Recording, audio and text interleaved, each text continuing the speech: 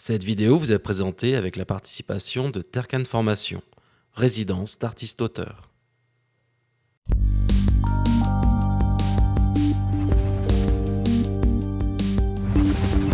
Bonjour à tous et bienvenue sur yakakak.fr, je m'appelle Erwan et dans ce deuxième épisode Yak Series consacré à Final Cut Pro 10.3, on va s'attarder sur la nouvelle timeline magnétique numéro 2 comme l'appelle Apple. Donc cette vidéo fait suite au premier épisode qui est dédié plus généralement sur l'interface et là on va voir en détail un petit peu la nouvelle timeline magnétique et ce qu'elle apporte grâce au rôle et les nouveautés en fait liées au rôle directement dans cette timeline. Alors, pour commencer, je vais faire un petit point sur ce que c'est un rôle et à quoi ça sert. En fait, un rôle, ça permet de mettre dans une catégorie un élément, que ce soit un élément vidéo ou audio. Ça peut être aussi un titre, ça peut être n'importe quoi. Donc, tous les éléments que vous pouvez mettre dans votre projet, vous pouvez en fait définir, comme le nom l'indique, un rôle. Et ces rôles, après, vont vous permettre, c'est une métadonnée que vous attribuez en fait à un élément.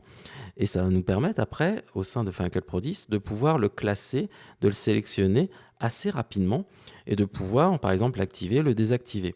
Donc pour l'instant, c'était, jusqu'aux versions précédentes, la possibilité, par exemple, d'activer ou de désactiver un sous-titre en anglais ou en français, et ça permettait de sortir, par exemple, une version française, une version anglaise, une version espagnole, que ce soit aussi bien pour les sous-titres textuels que pour des voix, en fait, des voice-over ou des doublages.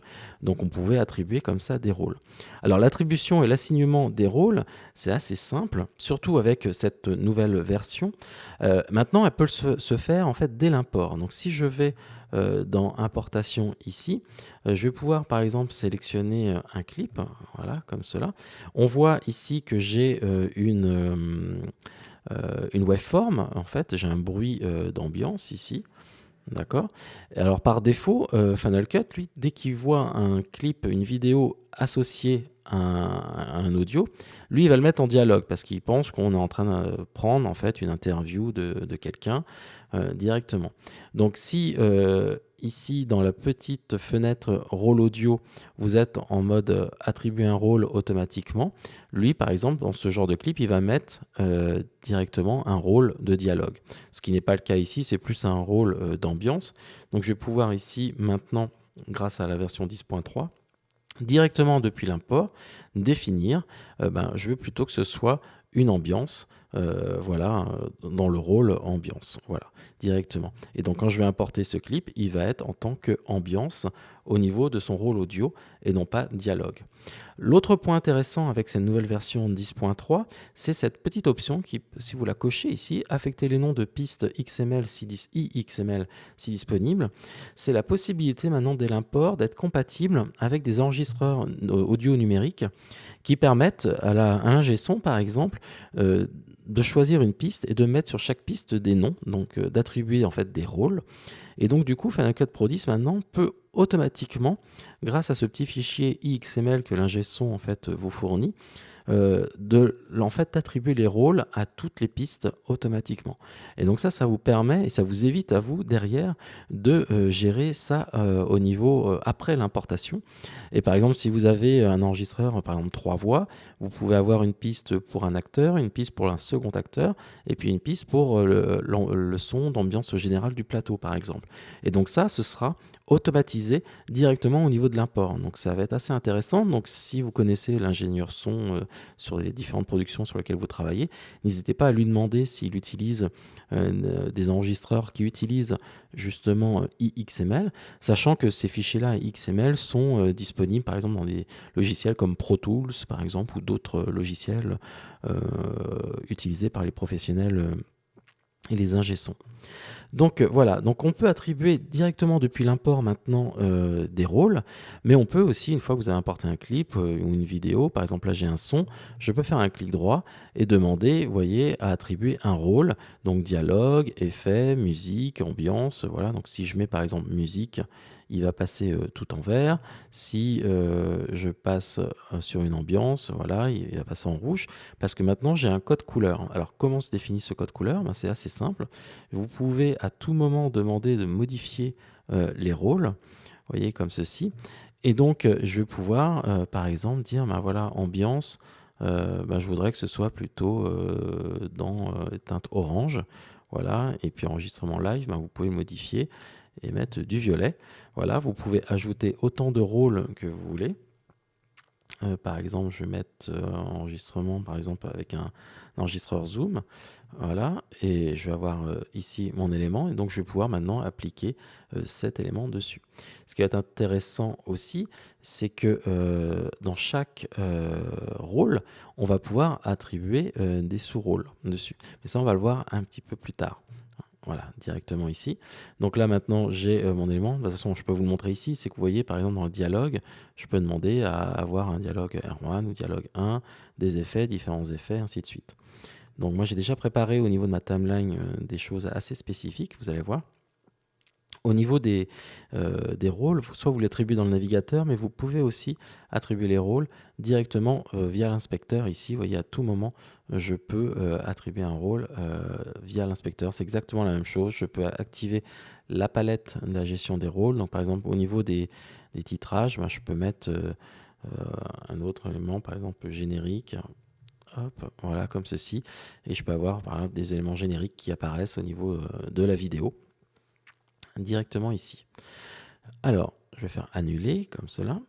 Et on va aller dans la timeline, parce que la timeline, c'est ce qui nous intéresse. Au niveau de la timeline, pas de changement majeur. On retrouve un petit peu tous les outils que l'on avait dans les précédentes versions. Rappel ici, tous les générateurs en fait, et tout ce qui est son, maintenant son et effets sonores, sont situés maintenant dans le navigateur. Donc on les retrouve soit ici, soit ici. Vous voyez comme cela, la possibilité de les afficher voilà, en grand. Et par exemple ici, les effets sonores, je peux avoir et la possibilité de prendre avec l'outil de sélection directement les différents éléments et d'ajuster en fait notre sélection plus facilement. Voilà, comme ceci.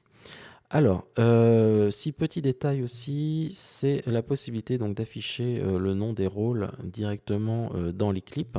Donc ça peut être assez pratique si vous voulez visualiser, mais sachant que maintenant on a un code couleur, donc c'est beaucoup plus simple. Autant auparavant c'était plus compliqué parce qu'on ne savait pas comme tous avaient la même couleur. Maintenant on a un code couleur qui permet d'être beaucoup plus efficace juste avec un simple regard, on sait à quoi correspond chaque clip dessus. Alors, pour manipuler les rôles et utiliser les rôles afin de mieux gérer les fichiers son ou les fichiers vidéo, il faut aller dans l'index. L'index qui est maintenant envoyé au centre ici et qui a pris beaucoup d'ampleur en fait dans ce recodage en fait de cette timeline. C'est par exemple au niveau de la recherche des plans. Il faut savoir que vous pouvez chercher n'importe quel plan ici. Par exemple là, si je veux sélectionner la musique, vous voyez que j'ai la musique qui s'affiche automatiquement dessus. Donc vous pouvez faire des recherches maintenant. Le moteur de recherche tient compte des plans composés, des clips multicam et des plans synchronisés. Donc si vous avez rentré des noms spécifiques pour tous vos plans composés, vos plans synchronisés et autres, maintenant vous pouvez faire des recherches directement dans l'index, ce qui n'était pas le cas auparavant. Au niveau des balises, on retrouve la même chose, c'est-à-dire que vous pouvez avoir les marqueurs, les mots-clés, donc tout ce qui va être balise que vous trouvez. Là, vous allez la voir ici, par exemple, là j'ai un marqueur avec une tâche à faire. Si je double-clique dessus, vous voyez, si je fais finaliser le titrage, bon, je ne l'ai pas fait, mais je dis que je l'ai fait, je fais terminer, voilà, il est passé au vert, tout simplement. Mais nous, ce qui nous intéressait ici, ce sont les rôles. Voilà, et donc je vais pouvoir maintenant gérer les rôles d'une façon assez productive, on va dire, et assez fascinante, je trouve, par rapport à cette nouvelle timeline. Alors, auparavant, les rôles, ça nous permettait en fait d'activer ou désactiver certains éléments. Donc, par exemple, je pouvais désactiver ici le sous-titrage si j'en avais plus besoin. Donc ça, c'est assez pratique quand vous avez des éléments qui sont éparpillés dans tout un montage. Juste avec un clic, vous pouvez tout mettre en off directement, quelle que soit leur position dans la timeline. Par exemple, sur des bruitages, par exemple, je pourrais demander, vous voyez ici, à éteindre tous les bruitages dessus ou toutes les musiques. Automatiquement, toutes les musiques qui sont reliées à ce rôle vont s'éteindre. Donc ça, c'est assez pratique. Donc par exemple, pour des sous-titrages, pour des voix off en différentes langues, ça va être plutôt pratique. Donc ça, c'était les fonctions, mais c'était pas non plus quelque chose d'indispensable. Là où maintenant les rôles deviennent de plus en plus indispensables, c'est dans le fait que, par exemple, ici, vous voyez que je peux accéder à la palette des rôles. Donc je peux en rajouter, les modifier. Et donc, par exemple, vous voyez ici que j'ai dans dialogue, donc j'ai mon rôle dialogue, et à l'intérieur, j'ai des sous-rôles. C'est-à-dire que j'ai, par exemple, une piste son qui est dédiée.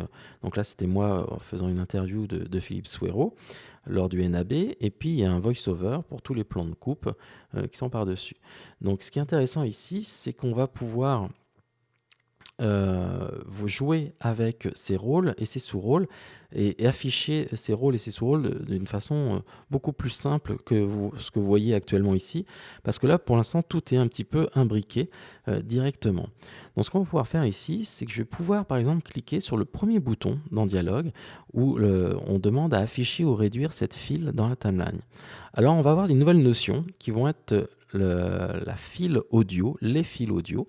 Et quand je vais cliquer dessus, vous allez voir en fait que automatiquement, alors je vais regarder un petit peu plus dans l'air comme ceci, je vais peut-être demander à agrandir un petit peu les pistes là, voilà, et peut-être faire comme ça, voilà. Et donc du coup, vous voyez en fait que j'ai, si je zoome un petit peu voilà, dessus, j'ai ce qu'on appelle une file audio, c'est-à-dire que tous mes dialogues euh, se sont isolés. Si j'enlève le bouton, vous allez voir en fait que ici j'avais des pistes de musique qui étaient insérées entre mes dialogues ici, alors que dès que je clique dessus, boum, ça se sépare, ça isole en fait.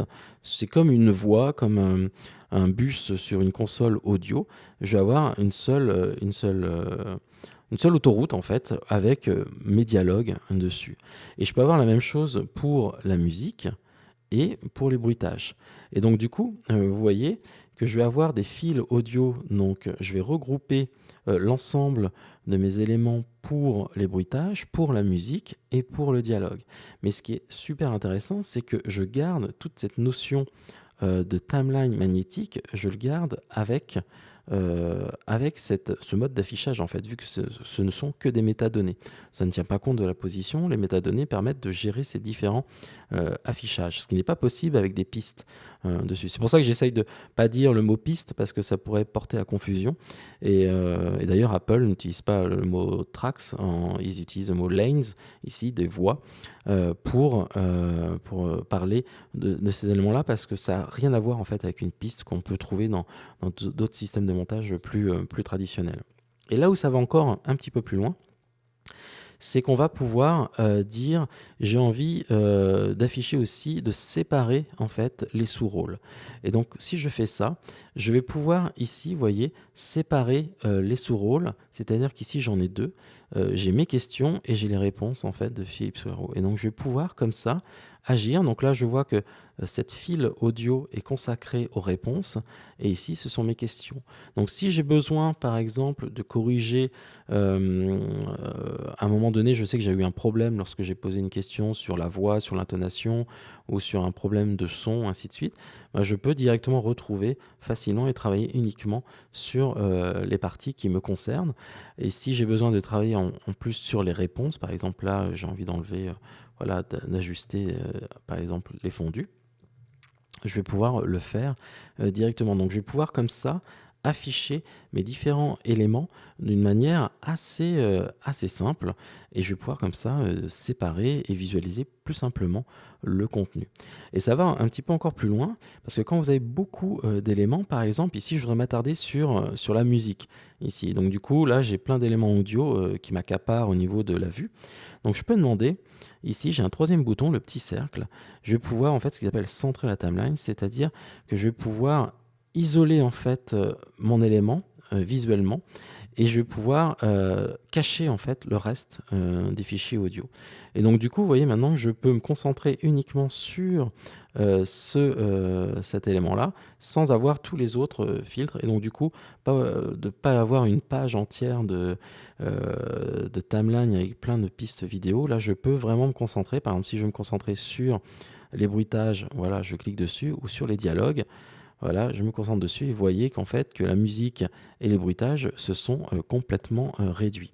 L'autre point que je voulais vous montrer aussi, c'est que comme ce sont des métadonnées, à tout moment, vous pouvez modifier en fait les positions. Donc par exemple, si j'enlève ici les éléments ici, si j'ai envie de mettre la musique par-dessus, je peux réagencer en fait mes différents fichiers son dessus par catégorie, par fil audio, vous voyez, directement ici.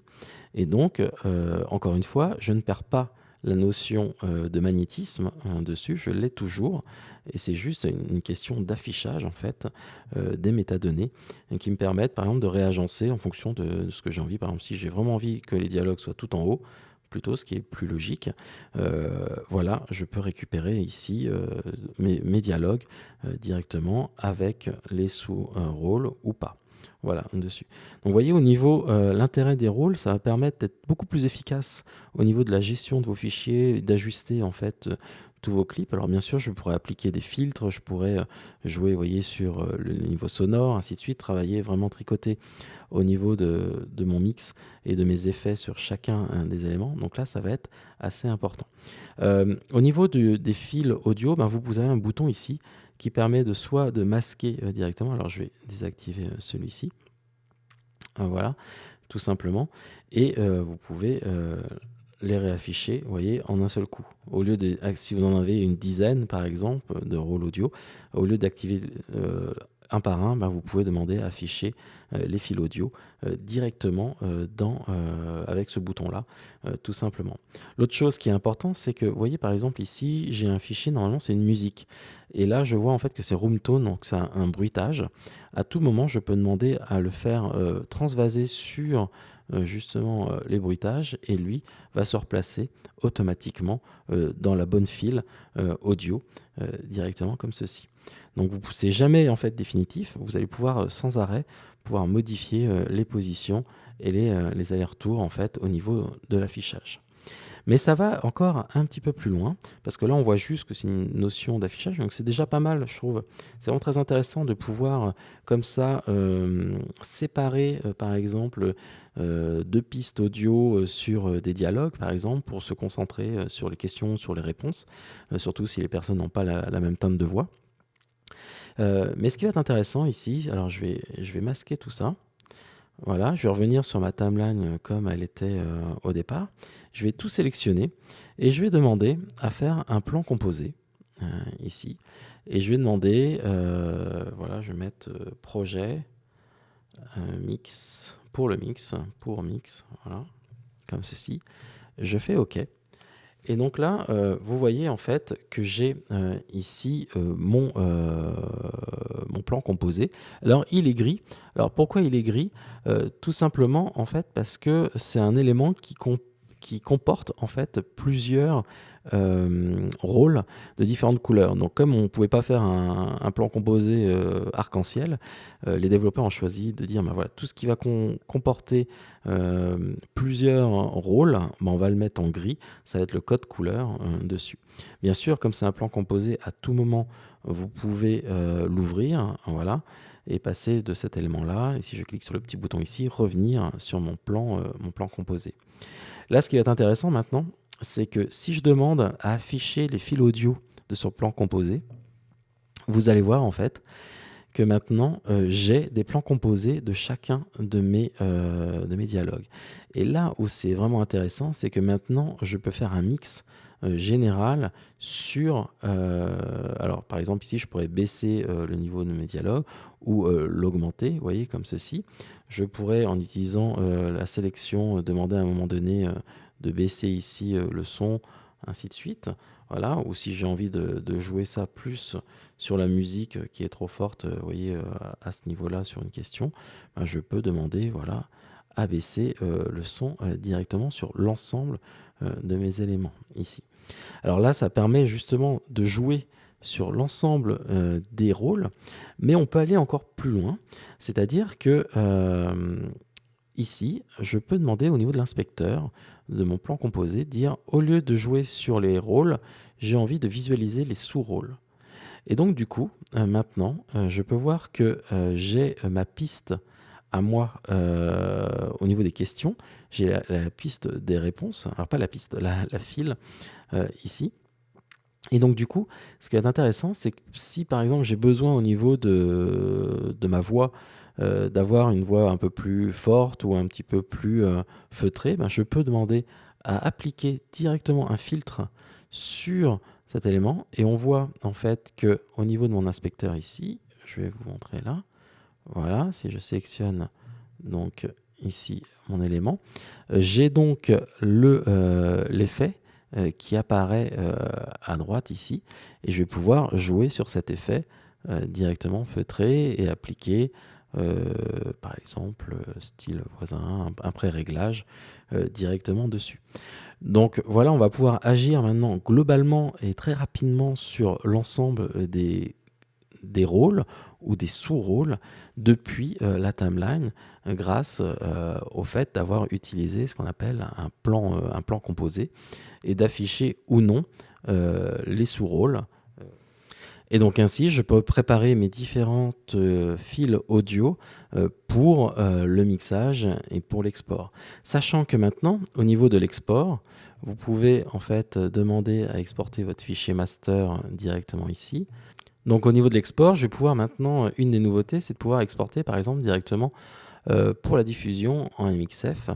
Et je vais pouvoir ici, donc c'est un MXF avec un codec ProRes 422, mais je pourrais avoir de l'AVC Intra maintenant directement, ou du DVC Pro dessus. Donc je pourrais par exemple faire de l'AVC Intra comme ceci. Et ce qui est intéressant, c'est qu'avec le MXF, je vais pouvoir demander à avoir du multipiste. Et donc à accéder en fait au rôle et définir en fait un rôle par piste pour que derrière, par exemple pour le mix, on puisse utiliser ces fichiers-là, ou pour que la diffusion en fait repère en fait tous mes éléments. Donc je vais pouvoir par exemple regrouper sur une seule piste mon élément, demander à la passer en stéréo par exemple. Donc je peux faire différentes configurations tout simplement comme ceci. Donc au niveau de l'export, en fait, la gestion des rôles va permettre de travailler avec d'autres logiciels justement pour le mix plus simplement en tous les cas. Donc nous arrivons à la fin de cette vidéo consacrée à la timeline magnétique numéro 2.